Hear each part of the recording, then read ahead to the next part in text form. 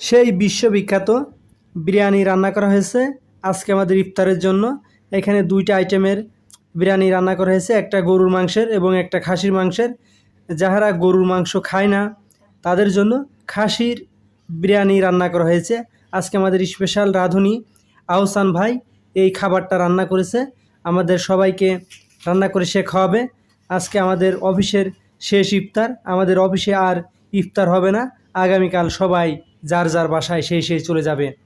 তাই আজকে আমাদের শেষ ইফতারিটা আহসান ভাই স্পেশাল করে রান্না করেছে। দেখেন এখানে আছে আমাদের সালাদ, গাজর এবং শসা এবং পেঁয়াজ মরিচ দিয়ে সালাদ তৈরি করা হয়েছে এবং ইফতারি এখন পরিবেশন করছে আমাদের সেই স্পেশাল খাজনদার শহীদুল ইসলাম ভাই। তিনি আমাদের আজকে খাবার পরিবেশন করছে। সবার প্লেটে একই মাপের খাবার বা সেম হবে এরকমভাবেই সে খাবারটা আর কি সবাইকে দিচ্ছে। আমরা আশা করি সবাই তার খাবারটা পরিবেশন করা খুবই সুন্দর হচ্ছে। আমাদের ইফতারটা বা বিরিয়ানিটা খুবই ভালো হবে মনে হয়, সে স্পেশাল বিরিয়ানি। আমরা গল্পে শুনেছি বা এখনও খাওয়ার তৌফিক আল্লাহ তাআলা দেয়নি যে বিশ্বের সবচেয়ে নামকরা বিরিয়ানি পাকিস্তানের কাবুলি পোলোয়া, মানে পোলোয়া যার কি আর কি বলা হয়, যাই হোক সেইটা নাকি বিশ্বের সব থেকে ভালো। আসলেই সবাই মিলে একসাথে ইফতার করাটার মজাটাই আলাদা। যারা আমরা গ্রামে থাকি, গ্রামের সব মানুষ একসাথে মসজিদে ইফতারি করি, অথবা ভাই বোন প্রতিবেশী সবাই মিলে একসাথে আমরা ইফতার করে থাকি। কিন্তু এটা আমাদের অফিস, এখানে আমরা সব অফিস কলিগ একসাথে ইফতার করি।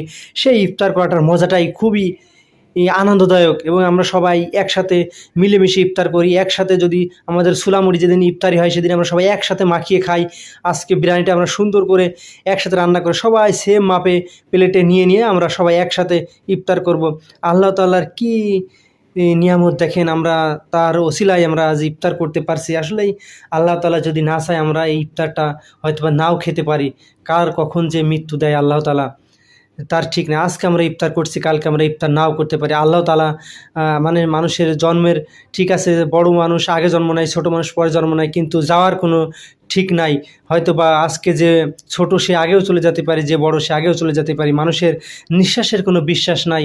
আল্লাহ তাআলা আমাদের সবাইকে যেন সেই তৌফিক দেয়, যেন আমরা মৃত্যুর জন্য প্রস্তুত থাকি, সব সময় যেন ভালো কাজ করি। এবং আল্লাহ তাআলা বলে দিয়েছে যে আখিরাতের বা বেহেশতের চাবি হলো নামাজ। আমরা যেন সবাই নামাজ কালাম পড়ি এবং আল্লাহ তাআলার কাছে শুকরিয়া আদায় করি যিনি আমাদেরকে এই ইফতারটা খাওয়াচ্ছেন।